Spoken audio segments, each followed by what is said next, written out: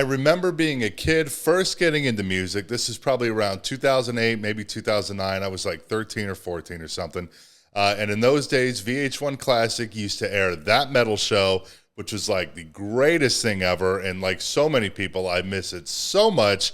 But right after that Metal Show aired, right around midnight, Metal Mania would come on. I, of course, was way too young to be around during the heyday of MTV, so this was the next best thing. Classic videos from some of the biggest bands of the 80s. Everything from Motley Crue to Skid Row to Cinderella to Dio to Maiden. And one video always stuck with me. When the Children Cry by White Lion. I've always loved that song. I'm a sucker for a good ballad. So I immediately checked out their other stuff and became a big fan. The classic Pride lineup is just fantastic, with singer Mike Tramp, the highly underrated Vito Bratta on guitar, drummer Greg D'Angelo, and bassist James LoMenzo, who of course is now back in Megadeth and in Firstborn, along with former Lamb of God drummer Chris Adler. Unfortunately, the band called it quits over 3 decades ago in September of '91 after their final show in Boston. Mike Tramp had a couple of ill-fated attempts to reform the band without Vito, even putting out a record in 2008, Return of the Pride, which did not go well, but we'll get into that a little bit more later. And Vito has pretty much fallen off the face of the earth, making rare, sporadic appearances here and there. Now, in a new interview, Mike Tramp has yet again been asked about a White Lion reunion, and to be honest, his response sounds somewhat promising, though not in the way that you may think. Let's take a closer look.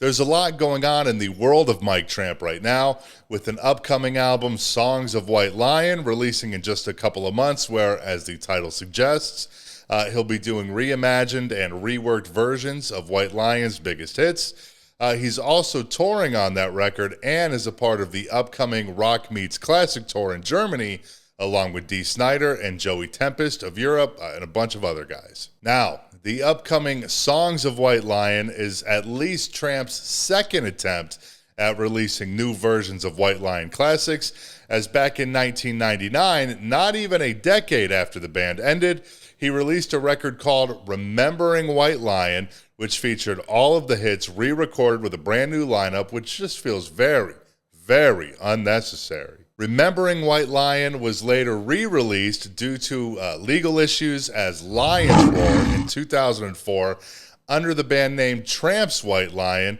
to avoid any legalities. A re-release of re-recordings, again, totally unnecessary, pointless, and reaching, to say the least. Anyways, while doing press to promote everything that he has coming up, Mike was, of course, asked about the possibility of a classic White Lion reunion, including Vito Bratta, and had this to say. I speak often to Vito and things like that, and him and I are on real good terms. I don't think either of us want a White Lion reunion.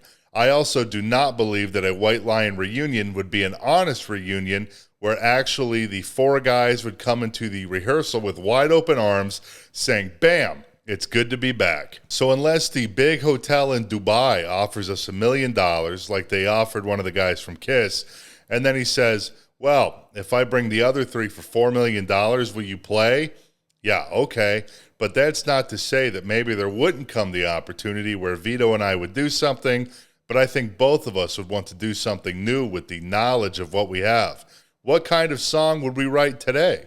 Now, as I mentioned earlier, back in 2007, Tramp put together a new version of White Lion, eventually releasing the 5th and final album, Return of the Pride, in 2008, which is a sort of pseudo-sequel, I guess, to the band's best-selling record, 1987's Pride. In my opinion, though, I can almost be certain that it only had that title in an effort to sell more units. Nonetheless, though, it didn't sell that well at all. No disrespect to Mike Tramp whatsoever. The guy's a fantastic singer. But there is no White Lion without Vito Bratta. Hell, there wasn't even a single classic member other than Tramp on the Return of the Pride lineup. The lineup outside of him was guitarist Jamie Law, Klaus Langeskov on bass, Troy Patrick Farrell on drums, and keyboardist Henning Wanner. I'm not even familiar with any of these guys, which of course means absolutely nothing, but if you do know these guys, please fill me in on their history. But without any other classic members, why would the interest even be there? I listened to the record while I was writing this. It's truthfully not that bad at all. Definitely some cool tunes on it, and the guys in the band at that time could certainly play, but it would have been served better as a Mike Tramp solo album.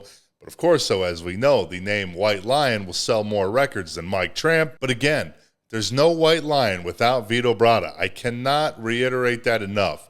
One of the great underrated players in that era, in my opinion. It is important to note, though, that prior to the release of Return of the Pride, Vito made his first public appearance in over a decade on Eddie Trunk's radio show, stating that he never declined an opportunity to reunite with the band. He was only unable to at the time due to his father's illness. Obviously, though, a reunion never happened, and just a few weeks after Vito's appearance on Eddie's show, Mike Tramp was a guest, and I know there was some Vito discussion, but unfortunately I was unable to find the audio of it, so I don't know how deep things got. But that being said, if Eddie could have worked his magic and got those two guys back together again, that would have been so fucking rad. Anyways, all throughout the 2000s, there was a bitter dispute over the name White Lion that finally ended in 2010 when Tramp ceded ownership of the name in an out-of-court settlement to Vito. The two were not on speaking terms for quite some time, but they finally buried the hatchet eventually, with Mike saying, quote, "I have, over the past couple of years, been the one out there basically both admitting and apologizing that the only thing that I never planned to do in my career and wanted to do was go back and rehash a version of White Lion that had nothing to do with White Lion, nothing to do with the guys that played in the band. Mike Tramp's heart was not in it. It was just a moment of weakness, not believing enough in my solo albums. You listen to some guys saying, hey, if you put a new White Lion together, you can go play festivals and get much more money. And then you fall for that and you engage in it and you go out there and then you realize it's not what you want to do. And then, of course, Vito did not want the name White Lion to be used without him being in the band. And it actually took a couple of years for me to really understand how much it meant to Vito. And when Vito one day told me in one of these conversations, first of all, he told me, Mike, I'm not against you. I just don't want to turn YouTube on and see the title White Lion live and somebody doing When the Children Cry solo, and it's not me. White Lion was you and me. It was our band. We wrote the songs. Those are the memories I want for the rest of my life. And when he told me that, I had tears in my eyes, and I totally understood it. Because I had also gotten to that point that when we closed White Lion, we felt that this is where we wanted to stop it. There was something going into the 90s that didn't agree with the things we were looking at, and we wanted to somehow end it on a higher level than something that would not represent us in the future. But it just took many years to really understand it. Will White Lion ever reunite? I highly doubt it, but if Axl Rose and Slash can get back together as GNR, then anyone can. However, that being said, even a Tramp and Bratta reunion under any name would be awesome. White Lion is one of the great underrated bands of the 80s, and it's unfortunate that they were never able to achieve the recognition that they deserve. But now more than ever, it sounds like it could actually happen. Probably not anytime soon, as clearly Mike has a lot going on, but the fact that they are regularly communicating and Tramp says that he could see it happening, definitely a solid start. All right, though, I gotta run. My fiance is waiting to take a ride on my main attraction, so I gotta go. But thanks so much for watching. Feel free to subscribe if you want to see more, and I will see you next time.